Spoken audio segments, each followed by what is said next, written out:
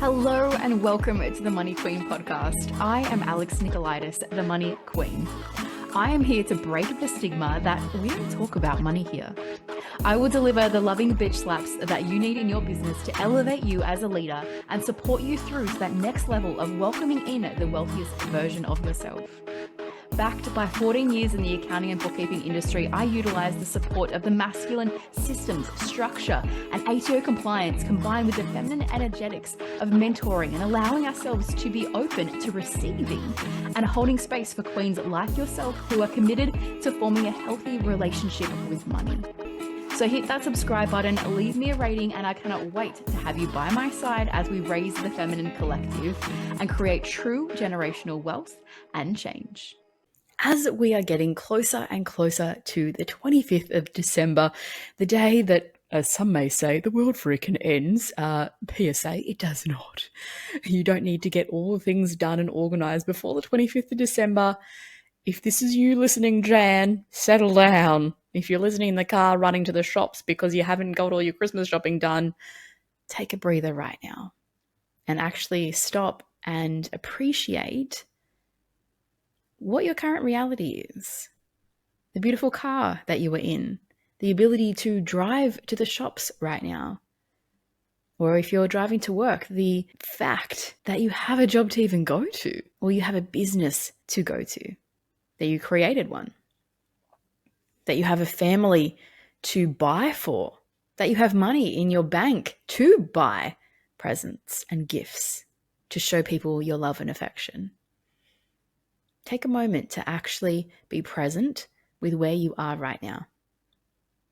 This episode is all around gift giving because we are getting closer and closer to Christmas, and it's a bit of a trigger for me, to be honest, because I don't love Christmas for the reasons that I will talk to you about in this episode. Why I don't love Christmas is because, like a fair few things in my world, I'm like, society tells me to do A, B, and C, and I'm like, I want to do X, Y, and Z. I'm going to just go over here and do that, right? So society has built us up, has conditioned us to think that everything needs to be perfect on Christmas Day. Everything needs to look amazing and feel amazing and ABC, like list out all the expectations that we have built up on Christmas and gift giving in particular. What happens if Susan doesn't like it? What happens if Sally wants the receipt to take it back? What does that mean about me? Does it mean that I don't know her well enough? Does it mean that insert whatever your story is? Gift giving at this time of year can create a lot of money trauma, and we're often not even aware of it. So I wanted to speak into this because of the time of year and it being incredibly relevant. So the reason why I don't love Christmas is because of that, because of all the pressure, the expectation, the unspoken stories, the unspoken trauma that is being created in this one day that's meant to be full of joy and happiness and connection. But yet we get caught up in the lead up to it of going, it has to look like this. It has to feel like this. We have to have this turkey. We have to have this ham. We have to have the best of the best. Like, what happens if you just allow yourself to have exactly what you desire, as opposed to the Joneses next door are having the bee's knees of everything? They're having their entire family over. They've got a private chef coming in and they've got, bottles of Dom Perignon sitting on the table. And we don't have any of that. Who fucking cares? Who actually cares? Christmas and this time of year is actually about presents. Prescence. Presents. Hope I spelled that right. I'm a woman, a numbers woman, not a words woman.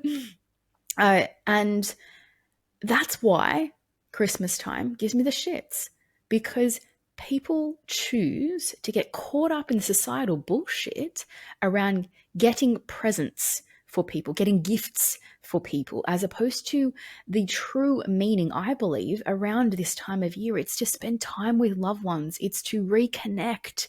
It's to give yourself the space to read a book, go to the beach, sit on your lounge, right? Listen to some acoustic music and just be, as opposed to running around like a headless chook at the shops to try and find the latest doll for your daughter or Lego set for your son or the perfect gift for your partner, because heaven forbid you get them something and they don't like it. How about you get them a gift and they say, hey, babe, I mean, thank you for the thought. That's what actually counts.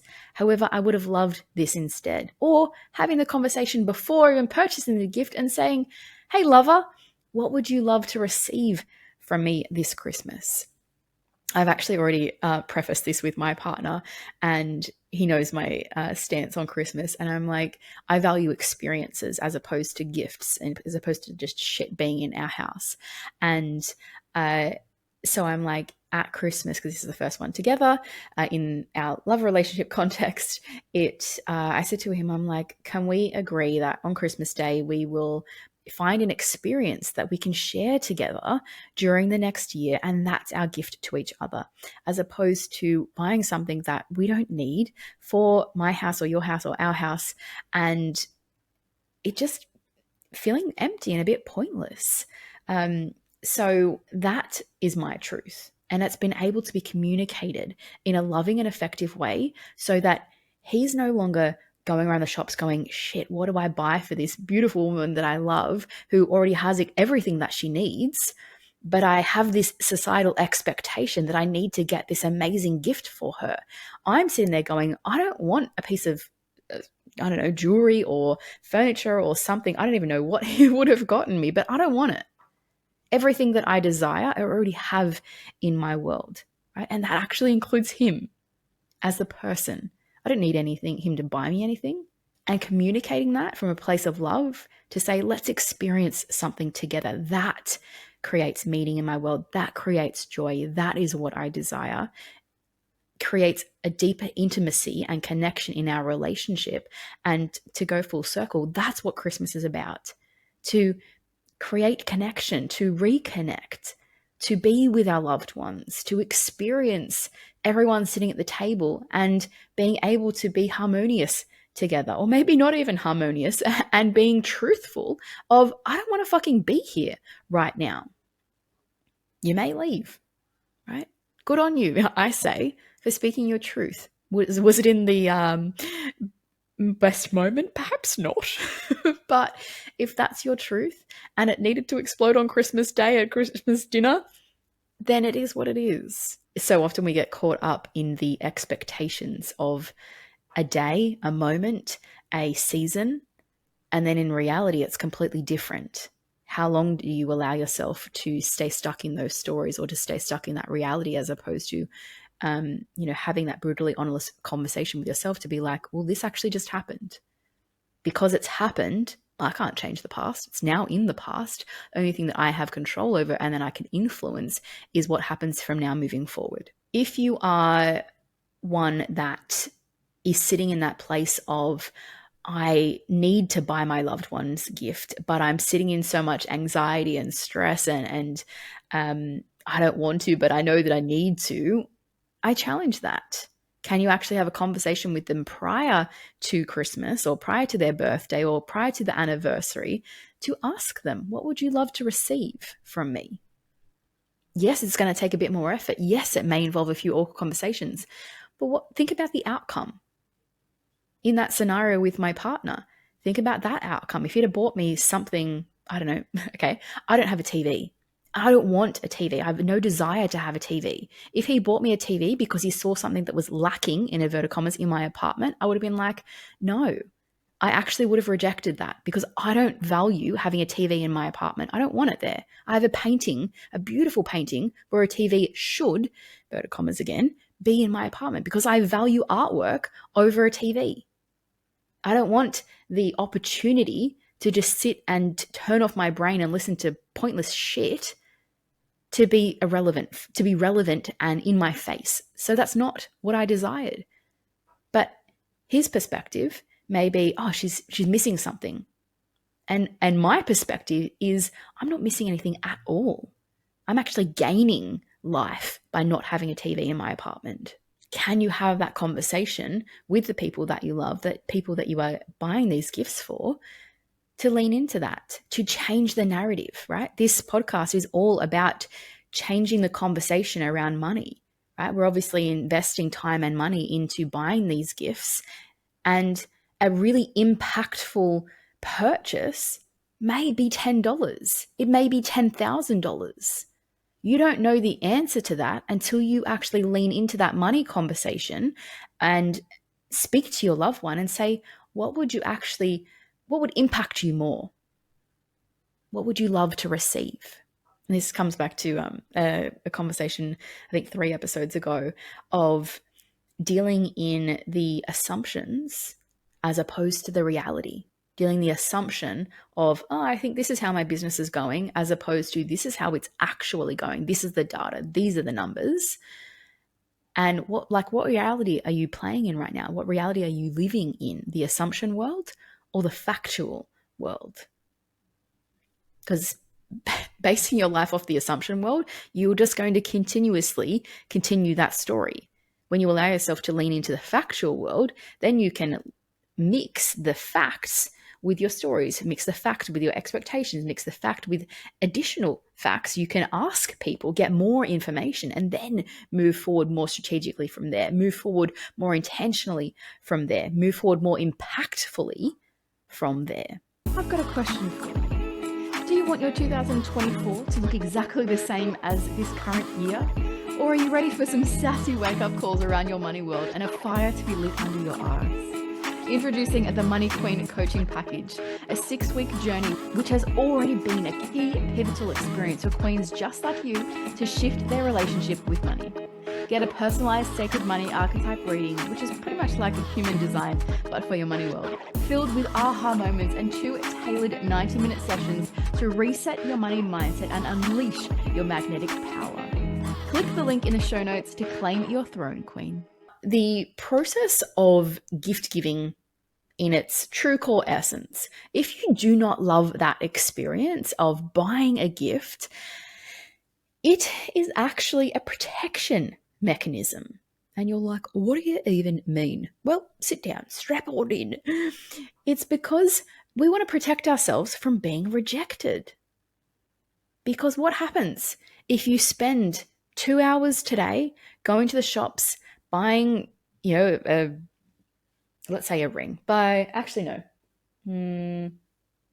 some flowers. Here we go. Buying some flowers for your loved one. And you sit at the florist for half an hour going, I don't know what she likes. Roses. Everyone likes roses, right? So you buy the roses. You take them home to your partner. And they're like, oh, cool. Next. Thanks for that. Kiss. Next. And you're like, what? I was expecting something completely different. I was expecting sex. I was expecting this joyous moment that we get to share. I was expecting X, Y, and Z, insert your story here, right? So what happens next time when you're like, I want to do this loving gesture for my partner?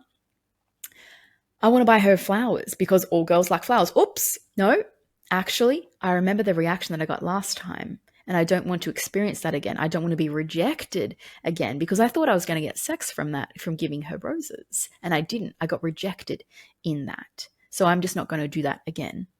Those experiences that happen compound every time you buy a gift for another loved one for Christmas, for instance, given that's where we're moving forward to in the calendar year.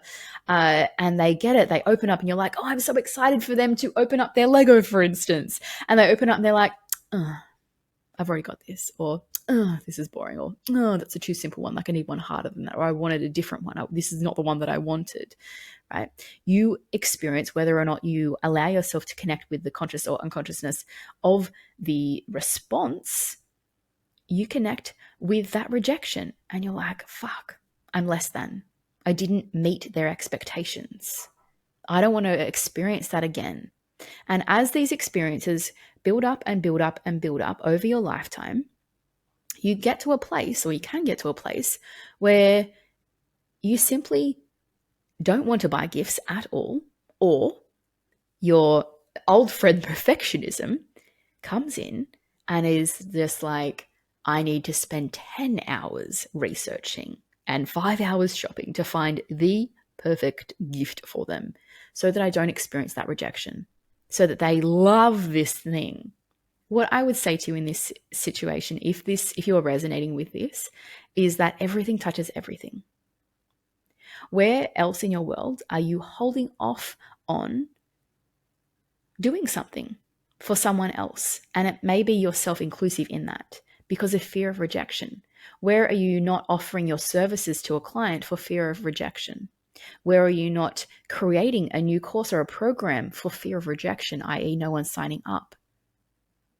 Because everything touches everything. If that's happening in your love relationship or a friendship, and you're withholding, you're not wanting to buy gifts for other people because of that fear of rejection, it's going to be showing up somewhere else. Where is that? Where are you cock blocking yourself essentially in allowing that pattern to continue, allowing that operating system to run the show? A piece that I touched on there is the perfectionism, because, and I've already given you the solution to this, have a conversation with the person that you are buying a gift for. If you are like, I really want to buy this person an impactful gift and something that they will love, but I can't ask them. Why not? Why not? Why can't you ask them? That is actually just a story that you are holding on to. You can ask them. It's just that you're choosing not to. And the stories around, I have to get this right. It has to be a surprise. They have to love it. Why? Check in with yourself. Because if you allow those stories to continue and to continuously be on play, those perfectionism traits, because everything touches everything, seep out again and again and again. And perfectionism is a pain in the goddamn ass. It is a pain in the ass and it keeps you stuck. It keeps you afraid. It keeps you in your fear bubble. It stops your progress from creating the life that you actually desire. Think about the last time you posted something on social media. How long did you actually sit on the post before you pressed submit or post? What will people think of me? How many likes will I get? I wonder how many views I'll get. As opposed to being in high intention, low attachment and going, I know that this post is going to serve my audience. I know that this post is to share with the world that I love this person and I get to share them with everyone. I know that there's intentionality behind this and I actually don't give a fuck what anyone else thinks of this post. I know that it's serving my audience. I know that there's a reason behind it. And that is enough for me. Ways to shift this reality, if this is something that you are experiencing, is small micro gifts to your loved ones or to anyone really. And what happens in there, because the macro is created by the micro, a phrase that I've been saying quite a lot on this podcast. And so it's in the everyday life. Can you gift someone a coffee? Can you gift someone a pastry? And not keep track of that. Not be like, oh, I paid for the last 2. Now you need to pay for the next 2 and then I'll start paying again. No. Can you gift without that attachment from your actual fucking heart? To be like, I'm doing this without anything in expectation in return. Because that is a genuine definition of a gift. Everything else is actually an expectation.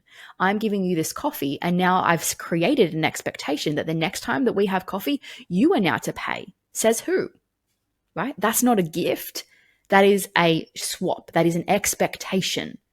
So what happens when you lean into creating more of those experiences of micro gifting people, things, experiences, shit, even your time, right? Or your presence or your energy, smiling to someone is actually a gift. I know that when I go for a walk every afternoon or morning, I intentionally smile at humans that walk past me because I appreciate when people smile back to me when I'm having a shit day. So if I'm in a good mood or if I'm in a Shit, no. I even do it when I'm in bad mood because I'm like, no, I notice my energy and I check in with myself before I wreck my damn self. And I'm like, no, I get to be the permission slip for other people.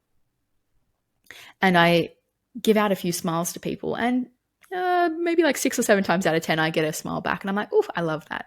That's how I created impact today. I gifted that person with a sense of happiness, with a sense of a smile, you know what? I met them at their human. I met them at their human. And that is how I made impact in this world today. I gifted them with something that I didn't even know that they needed. Because I know that in the moments when I've had a shitty day and I've been out on a walk and someone has done that to me, I'm like, oof, I actually really needed that. I really needed that. Leaning into the micro moments of your world where you can gift other people experiences or tangible gifts helps in unpacking these stories, the conditioning, and the experiences that you have had to shift that narrative in your mind, in your belief system, so that when you come to a birthday or a Christmas or an anniversary, you can create a different reality for yourself and therefore get a different outcome. Like I said at the start of this episode with my partner and I, if he'd have bought me a TV for Christmas, I'd be like, no, not about it. Return it. I don't want that. But I was able to have an open and honest conversation because of me working through this gift-giving block that I had, to now I can have an open and honest conversation to say, let's do this instead. Are you on board with this? And then I get the outcome that I desire. We get to share something beautiful together, and that gets to be our reality. I will end the episode like this. Share this with your friends, given that it is coming up very, very close to Christmas. It's approximately 4 weeks away now. And take a breather. The world does not end on the 25th of December. Connect with what Christmas actually means to you. It's not about the gifts. It's actually about the presence, the connection, and being with those that you love. Also, it may actually even mean not being around the people that you love, because you're choosing yourself first. Let that be okay. Let that be okay. Thank you, Queen, for saying yes to your yes in listening to this episode and being a part of raising the feminine collective one conversation at a time. Remember to share this episode with your business besties and join me in breaking the tabooness around having money conversations. As always, if you have enjoyed this episode, please rate, subscribe, and share this on your social media, remembering to tag me in it to help this conversation go further, which creates a bigger ripple effect.